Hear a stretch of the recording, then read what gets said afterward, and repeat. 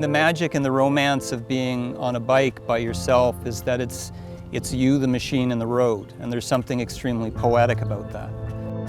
When I came out of high school, I was accepted into Emily Carr College of Art and Design in Vancouver.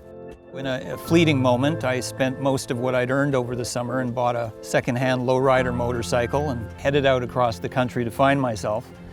If you transpose that and you take that to what I love about what I do in my job, is bringing a team together on that journey. And along that journey, there's challenges. But how do you teach that team to be able to have the creative initiative to step back and take those cons or those negatives and flip them around and turn them into positives, so that by the end of the journey, you can all look back and say that you've grown and you've learned from it.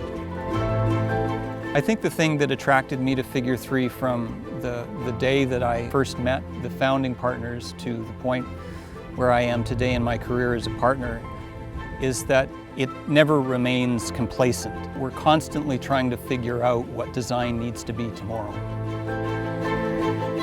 The things that you so often find are the most rewarding memories in traveling are the things that happen completely by accident.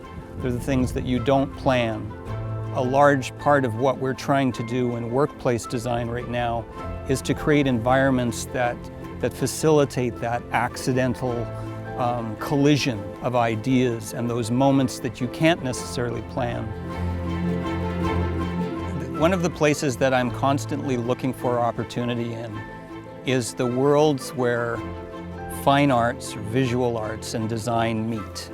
We recently purchased a corporate membership to the AGO as just another means by which we can expand our designers' understanding of the creative world and the creative process. There are so many things that design can learn from art, and art can learn from design. And as I say, within the world of fine arts, there are no restrictions, there are no boundaries to the tools that you use.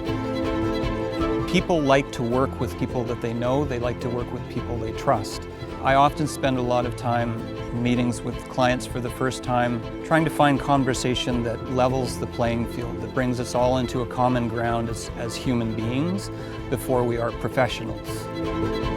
I like our clients to be able to look back at the entire process and feel that they've grown from it, that journey was the rewarding aspect.